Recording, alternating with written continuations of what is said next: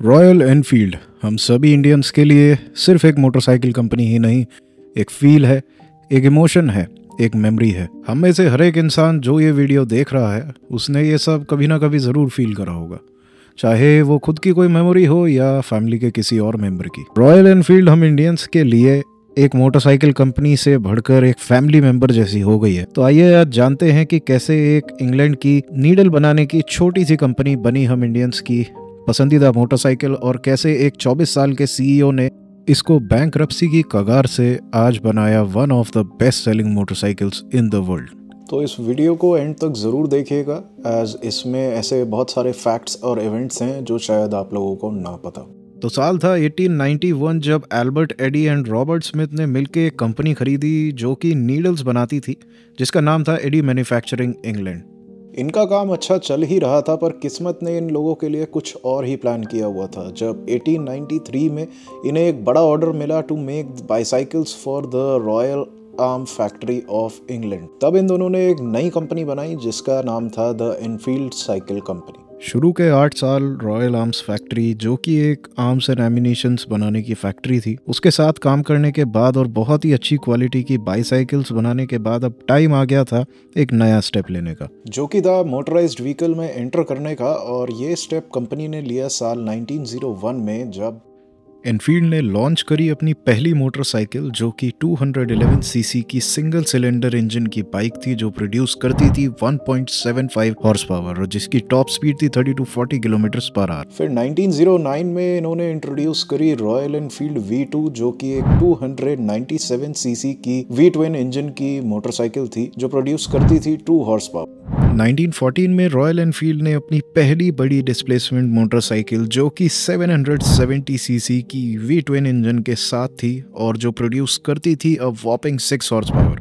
आज के स्टैंडर्ड्स के हिसाब से बहुत ही कम, पर 1914 के स्टैंडर्ड्स के हिसाब से काफ़ी ज़्यादा थी। साल था 1923 और बीच में काफ़ी सारी बड़ी सीसी की बाइक्स बनाने के बाद रॉयल एनफील्ड ने डिसाइड किया कि एक छोटा इंजन लाया जाए जो कि पावरफुल भी हो, कॉस्ट इफेक्टिव भी हो और बहुत ही ज़्यादा रिलायबल भी। फिर कंपनी ने इंट्रोड्यूस करा 346 सीसी का single cylinder engine with overhead valves, जो प्रोड्यूस कर रहा था अ वॉपिंग 10 हॉर्स पावर। एंड यस मेरे दोस्तों, रॉयल एनफील्ड के 350 सीसी के आइकॉनिक इंजन का जन्म हुआ। ये बहुत ही ज़्यादा रिलायबल भी था और कॉस्ट इफेक्टिव भी, और मेंटेनेंस में काफ़ी सस्ता भी था दूसरे इंजन से। पर फिर 1926 में रॉयल एनफील्ड के साथ कुछ ऐसा हुआ उन्होंने कभी सोचा नहीं था। 18 एकड़ की इंग्लैंड की फैक्ट्री जलकर राख हो गई, और ये एक बहुत ही बड़ा ब्लो था रॉयल एनफील्ड के ऑपरेशंस के लिए, जो इन्हें बैंकरप्सी की कगार पर ले आया था। 1926 में जब आग लगी तो रॉयल एनफील्ड को वापस खड़े होने में थोड़ा टाइम तो लगा,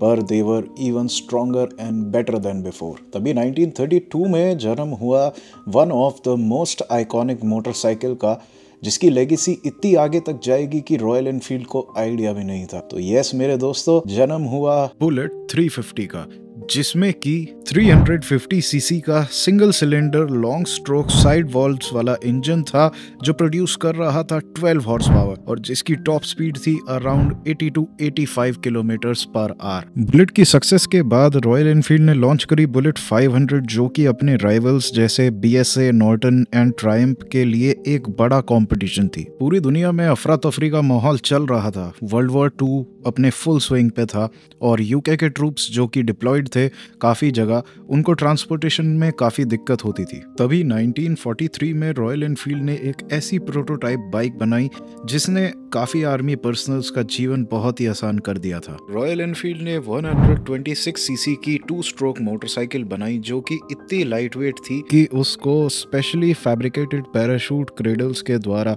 पैराट्रूपर्स के साथ जमीन तक पहुंचाया जा सकता था। रॉयल एनफील्ड के इस अमेजिंग आइडिया को पूरी दुनिया ने प्रेज किया और काफ़ी कंपनियों ने तो इसे कॉपी भी करने की कोशिश करी। 1948 में ये पहली ऐसी ब्रिटिश मोटरसाइकिल बनी जिसमें कि स्विंग आर्म रियर सस्पेंशन भी आया। टेक्नोलॉजी और इनोवेशन के साथ बाइक्स में कुछ कुछ बदलाव होते रहे और बाइक और ज़्यादा बेटर होती रही।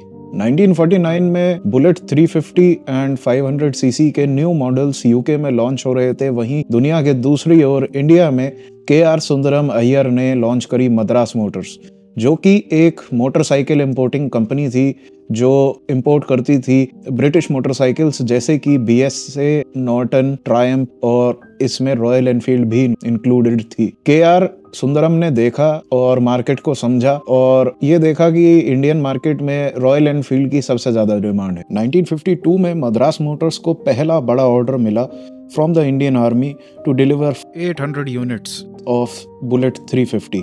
1953 में रेडिच, जो कि इंग्लैंड में है जहां रॉयल एनफील्ड की फैक्ट्री हुआ करती थी, वहां से बाइक्स इंडिया पहली बार पहुंची और बाइक्स पहुंची हमारी इंडियन आर्मी के पास और ये मद्रास मोटर्स के लिए एक बहुत ही बड़ा सक्सेस साबित हुई। अच्छी डिमांड के चलते और इंडिया में सस्ती लेबर होने के कारण royal Enfield and Madras Motors ने एक नई कंपनी बनाई जिसका नाम था रॉयल एनफील्ड इंडिया और इन्होंने मिलकर इंडिया की पहली फैक्ट्री जो कि तिरुवोत्तूर में थी, जो कि मद्रास के पास है, उसका इनॉग्रेशन भी किया।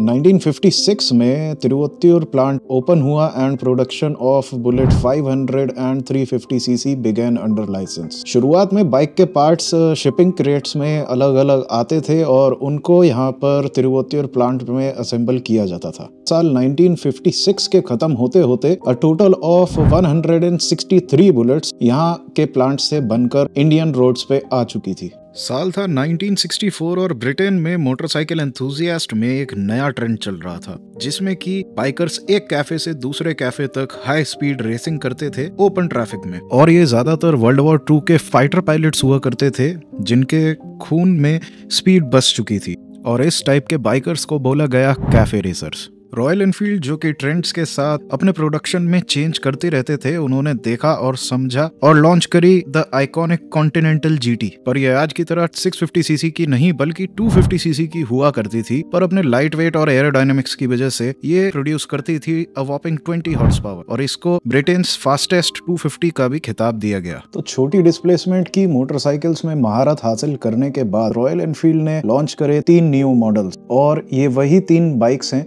जिनका हमने वीडियो में पहले भी जिक्र किया। तो आइए जानते हैं कि ये 3 मॉडल्स कौन से थे। पहली बाइक थी रॉयल एनफील्ड इंटरसेप्टर जो आज की तरह 650 सीसी की नहीं बल्कि 750 सीसी की हुआ करती थी और जिसकी टॉप स्पीड थी अराउंड 193 किलोमीटर पर आवर जो प्रोड्यूस करती थी 48 हॉर्स पावर।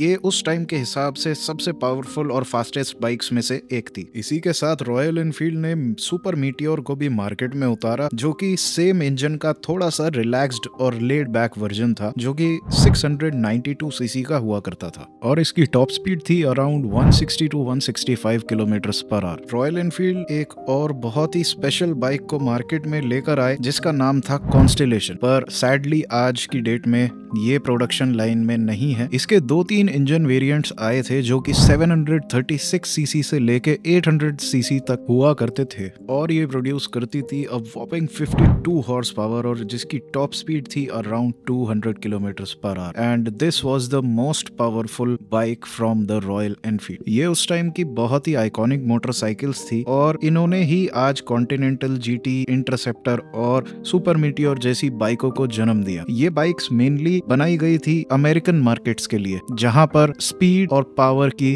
बहुत ज्यादा डिमांड थी। साल था 1967 और कुछ वीक बिजनेस स्ट्रेटेजीज और बेकार प्लानिंग की वजह से सिर्फ 2 ही मोटरसाइकिल्स प्रोडक्शन में बची थी जो कि 250 सीसी की कॉन्टिनेंटल GT और 750 सीसी की इंटरसेप्टर थी और जिनकी सेल्स दूसरी बाइक्स के मुताबिक लगातार गिरती जा रही। कंपटीशन धीरे धीरे बढ़ता जा रहा था और सेल्स दूसरी तरफ कम होती जा रही थी। कंपनी को अपने एक्सपेंसेस कवर करने में बहुत ही ज्यादा प्रॉब्लम आ रही थी। इसी के चलते रॉयल एनफील्ड ने अपना स्पेयर पार्ट्स का बिजनेस भी दूसरी कंपनी को बेच दिया। रॉयल एनफील्ड को लगा कि इससे सब ठीक हो जाएगा, पर things took turn for the worst जब फाइनली 1970 में रॉयल एनफील्ड को अपने सारे ऑपरेशन सीज करने पड़े and Enfield England filed for bankruptcy.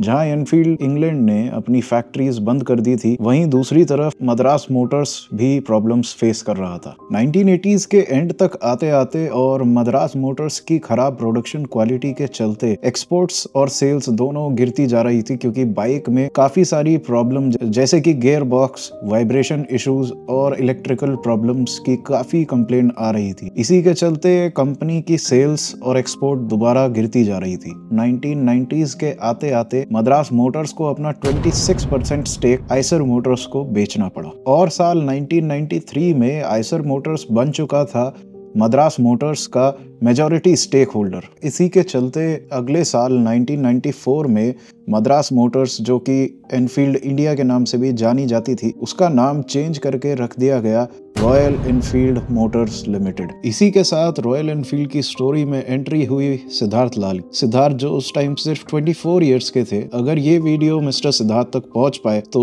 I want to thank you from the bottom of my heart for bringing back Royal Enfield to its glory and to its feet. तो चलिए बात करते हैं सिद्धार्थ लाल के बारे में, जिन्होंने इस कंपनी को वापस से जिंदा करा। सिद्धार्थ, जिनकी एज उस टाइम सिर्फ 24 इयर्स की थी और साल 2000 से लेकर 2004 तक इन्होंने कंपनी में अलग अलग ऑपरेशंस और अलग अलग पोजीशंस पर काम किया। सिद्धार्थ का मेन मोटिव था कॉस्ट कटिंग मेजर्स। इसी के चलते इन्होंने अपना राजस्थान का जो प्लांट था वो भी बंद कर दिया और काफ़ी सारे ऑपरेशंस और काफ़ी सारी ऐसी चीज़ें थी जो रॉयल एनफील्ड के एक्सपेंसेस बहुत ज़्यादा बढ़ा रही थी। तो इन्होंने उन सब चीज़ों पर काम किया। इन्होंने अपने एक्सपेंसेस को कम करना शुरू किया। जैसे ही इनके एक्सपेंसेस कंट्रोल में आए वैसे ही इन्होंने सारी की सारी टीम्स को प्रोडक्ट क्वालिटी को इम्प्रूव करने में लगा दिया। पर सिद्धार्थ लाल को रॉयल एनफील्ड की सारी खामियों को फील करना था, जिसे वो कर सकते थे एक रॉयल एनफील्ड को अपना प्राइमरी व्हीकल बनाकर। उसी टाइम सिद्धार्थ लाल ने डिसीजन लिया to replace all the company cars with Royal Enfield motorcycles, जिससे कंपनी एग्जीक्यूटिव्स को बाइक में आ रही प्रॉब्लम्स का सामना फर्स्ट हैंड करना पड़े। ये सब करने के बाद वो निकल गए अपने इंडियन रोड ट्रिप पे। सिद्धार्थ ने फैक्ट्री से नई मोटरसाइकिल लेके इंडिया राइड करना शुरू करा। कुछ ही दिन हुए थे कि उन्होंने कुछ कोर प्रॉब्लम्स को फेस करना शुरू कर दिया, जो थी engine vibration, gear box issues और इलेक्ट्रिकल फॉल्ट्स। टूर के दौरान सिद्धार्थ लाल ने दूसरे रॉयल एनफील्ड राइडर्स से उन इश्यूज के बारे में जाना जो वो फेस कर रहे थे। टूर से वापस लौटकर उन्होंने कंपनी का सोल फोकस प्रोडक्शन क्वालिटी को सुधारना बना दिया था। क्वालिटी सुधारने के लिए उन्होंने एक जापानीज फर्म को भी हायर करा, जिनका काम था एक post production quality check list बनाना और हर बाइक को इंडिविजुअली चेक करना। इस चैलेंज को ओवरकम करने के बाद रॉयल एनफील्ड की सेल्स और क्वालिटी दोनों सुधरने लगी। 2008 में रॉयल एनफील्ड ने लॉन्च करी Thunderbird twin spark with unit construction engine, जिसे यूसीई भी बोला जाता है, और इसी के साथ जन्म हुआ क्लासिक 350 का, जो अपने रेट्रो डिजाइन और अच्छी प्रोडक्शन क्वालिटी की वजह से लोगों की पहली पसंद बन गई और वो कंपनी लोगों को दोबारा पसंद आने लगी जो हुआ करती थी उनकी पहली पसंद। And trust me guys, it's all because of Siddhartha Lal की कंपनी अपने पैरों पर वापस खड़ी हो रही। इसी समय इंडिया में बाइकिंग कल्चर ने अपनी पकड़ बनानी शुरू कर दी थी। अच्छी रिलायबिलिटी की वजह से रॉयल एनफील्ड टूरिंग कम्युनिटी की पहली पसंद बन गई। बाइक्स अच्छी क्वालिटी होने की वजह से राइडर्स वेंचर आउट करने लगे लद्दाख, स्पीति और ज़ांस्कार जैसी अनएक्सप्लोर्ड जगहों में, जिनमें से एक मैं भी था। रॉयल एनफील्ड के साथ मेरा भी कनेक्शन बहुत ही पुराना है। मैं अपने स्कूल डेज से रॉयल एनफील्ड चलाता आ रहा हूँ। मैं आज भी रॉयल एनफील्ड की इंटरसेप्टर यूज करता हूँ। मेरे से पहले मेरे फादर रॉयल एनफील्ड की बाइक्स यूज करते थे और उनसे पहले मेरे ग्रैंडफादर भी रॉयल एनफील्ड की बाइक यूज करते थे। तो ये एक बहुत ही टचिंग टॉपिक और टचिंग वीडियो है मेरे लिए। शायद ऐसे बहुत सारे राइडर्स होंगे, शायद ऐसी बहुत सारी इंडियन फैमिलीज होंगी जिन्होंने ये सब सेम फील जरूर करा होगा। ये वीडियो बनाने का मेरा मोटिव ये भी था कि ऐसी कुछ स्टोरीज और ऐसी कुछ लोगों को नॉस्टैल्जिया हो कि रॉयल एनफील्ड हम लोगों के साथ कैसे जुड़ी रही है। अगर आप लोगों की भी ऐसी कोई स्टोरीज हैं, ऐसी कोई यादें जुड़ी हुई हैं रॉयल एनफील्ड के साथ, आपके फादर्स, आपके ग्रैंडफादर्स अगर उनको यूज करते थे, आप भी उन्हें आज यूज करते हैं, तो कमेंट्स में जरूर बताइएगा। So now let's continue with our video. Siddhartha Lal ने काफी ट्रिप्स करे ऑल ओवर इंडिया, काफी लोगों से मिले भी और बहुत फोकस करा एक कम्युनिटी बनाने में, जिसमें कि लाइक माइंडेड बाइकर्स एक साथ साल में एक बार मिले और एंजॉय करें। और कुछ ऐसे ग्रुप्स बनाए जैसे कि royal Enfield Himalayan Odyssey, royal Enfield Motoverse, royal Enfield Riders mania, जो मंथली एंड ईयरली राइड्स करते थे। तो आप लोग देखिए, सिद्धार्थ लाल ने ना सिर्फ अपनी कंपनी को संभाला पर एक बाइकर कम्युनिटी को फैलाने में भी बहुत मेहनत करी और वो इसमें भी सक्सेसफुल साबित हुए। सिद्धार्थ लाल ने ना सिर्फ एक कम्युनिटी बनाई पर एक बाइकिंग कल्ट और बाइकिंग ब्रदरहुड भी बनाया, और ये उनके लिए भी बहुत ही सक्सेसफुल साबित हुआ जब लोग रॉयल एनफील्ड के साथ जुड़ते रहे और रॉयल एनफील्ड की सेल्स बढ़ती रही। सिद्धार्थ लाल के बारे में बातें करने के लिए बहुत कुछ है। I will make a particular video about him soon on my channel. तो आइए अब जानते हैं 2010 से लेके आज तक का रॉयल एनफील्ड का सफर कैसा रहा। ये सब करने के बाद अब टाइम था एक नया इंजन बनाने का। ये इंजन था 500 सीसी का SI इंजन, जो कि एयर कूल्ड था और इसमें कार्ब्स की जगह फ्यूल इंजेक्शन का इस्तेमाल किया गया, जो प्रोड्यूस कर रहा था 27.2 हॉर्स पावर। इसी इंजन के साथ रॉयल एनफील्ड ने 2012 में लॉन्च करी क्लासिक 500 डेजर्ट स्टॉर्म, जो कि मार्केट में आते ही आग की तरह फैल गई। डेजर्ट स्टॉर्म और थंडरबर्ड 500 ने बहुत ही अच्छी परफॉर्मेंस और रिलायबिलिटी के साथ रॉयल एनफील्ड की इंडियन मार्केट में एक बार फिर से पहचान बनाई। और रॉयल एनफील्ड ने पहली बार 1,13,000 मोटरसाइकिल्स को एक ही साल में सेल किया। ये कंपनी के लिए एक बहुत ही पॉजिटिव साइन था। 2013 में बढ़ती हुई डिमांड को देखते हुए ओरगदम प्लांट का इनॉग्रेशन भी किया गया, जो कि एक state of the art factory थी और ये रॉयल एनफील्ड को अपने ग्लोबल एम्बिशंस मीट करने के लिए एक बहुत ही बड़ा और पॉजिटिव स्टेप भी था। इसी के साथ रॉयल एनफील्ड ने लॉन्च करी 535 सीसी की UCE इंजन वाली कॉन्टिनेंटल GT कैफे रेसर। ये वही डेजर्ट स्टॉर्म वाले 500 सीसी का थोड़ा सा अपग्रेडेड वर्जन था, जो कि being a true biker myself and owning one myself for 2 years was a very bad one from the Royal Enfield. It was full of vibrations, tapped noises and electrical problems. Then in 2015 Royal Enfield acquired Harris Performance, who are renowned for their chassis work and high performance engine parts.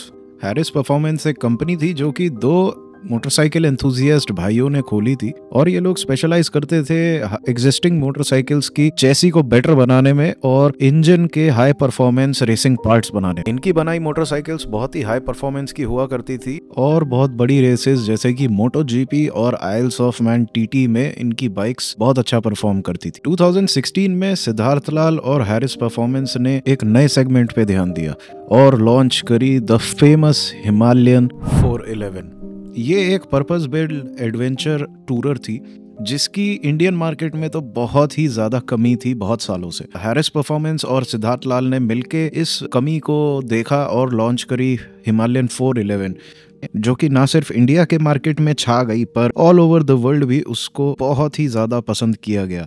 Europe, north and south America, Asia, Australia, New Zealand में Himalayan को बहुत ज्यादा पसंद किया गया, as इस segment में इतने कम प्राइस में कोई भी एडवेंचर बाइक मार्केट में कहीं भी अवेलेबल नहीं थी। हिमालयन ने रॉयल एनफील्ड को लोकली एंड ग्लोबली ग्रो करने में बहुत ही ज्यादा हेल्प करी। हिमालयन एक ऐसे सेगमेंट की बाइक थी जो अभी तक इंडिया में था ही नहीं। हिमालयन में काफी सारी कमियां भी थी, पर चाहे वो बाइक रेंट पे देने वाले लोग हों या राइडर्स हों जो कि पसंद करते थे एक अपराइट पोजीशन और एक एडवेंचर टूरिंग बाइक, उन सभी लोगों ने पसंद करी रॉयल एनफील्ड की हिमालयन 411 और ये एक आइकॉन बन गई अपने ही सेगमेंट में। हिमालयन की सक्सेस के बाद रॉयल एनफील्ड को कोई ऐसी मोटरसाइकिल की जरूरत दिखी जो इन्हें एक बार से फिर से बिग डिस्प्लेसमेंट मोटरसाइकिल की कैटेगरी में उतार दे। और इंडिया में बाइकिंग कल्चर को देख और बड़ी डिस्प्लेसमेंट की बाइक्स की डिमांड को बढ़ता देख रॉयल एनफील्ड ने हैरिस परफॉर्मेंस के इंजीनियर्स के साथ मिलके यूके में बनाई ऐसी 2 मोटरसाइकिल्स जो 1970 से अंधेरे के किसी कोने में छुप गई थी और उनके बारे में दुनिया भूल भी गई थी। वो बाइक्स थी the famous interceptor 650 and continental GT। इन दोनों मोटरसाइकिल्स में आया एक इतना परफेक्टली ट्यून्ड 650 सीसी का पैरेलल ट्विन इंजन, जो कि ट्विन सिलेंडर इंजन था जो प्रोड्यूस कर रहा था 47 हॉर्स पावर। ये इंजन इतना परफेक्टली ट्यून्ड और रिलायबल था कि इसको बहुत अवार्ड्स दिए गए और यूरोप में तो best motorcycle of the year का अवार्ड भी दिया गया। ये इंजन और टाइमलेस डिजाइन वाली इन दोनों मोटरसाइकिल्स को पूरी दुनिया में बहुत ही ज्यादा पसंद किया गया और रॉयल एनफील्ड की सेल्स जो कि सिर्फ 1,13,000 थी 2012 में, वो आज इन्हीं परफेक्ट इंजन्स और टाइमलेस डिजाइन की वजह से 10 गुना हो गई है। Today royal Enfield is selling more than 10 lakh motorcycles per year. 2021 में एक और नया इंजन लॉन्च किया गया जिसे J सीरीज इंजन कहते हैं। वो आपको देखने को मिल जाएगा रॉयल एनफील्ड हंटर में क्लासिक 350 मीटियोर मीटियोर जैसी बाइक्स में। 2023 में लॉन्च करी गई हिमालयन 450 जो कि एक शेरपा इंजन के साथ आती है और इस बाइक ने सारे ही पिछले रिकॉर्ड्स तोड़ दिए। इस बाइक को बहुत ही ज्यादा प्रेज किया जा रहा है ऑल ओवर द वर्ल्ड। मुझे रॉयल एनफील्ड का फ्यूचर बहुत ही ज्यादा ब्राइट दिखता है and my sincere thanks to mister Siddharth Lal for bringing the company back from its grave. तो आज हम लोगों ने इस वीडियो में कवर करा the history of royal Enfield from 1901 up till 2024. So guys, if you like this kind of informative videos, do let me know in the comments and make sure to like, share and subscribe to the channel as it helps the channel to grow. So thank you and comments में जरूर बताइएगा कि आप लोगों को इस तरीके की वीडियो पसंद आई या नहीं। Thank you.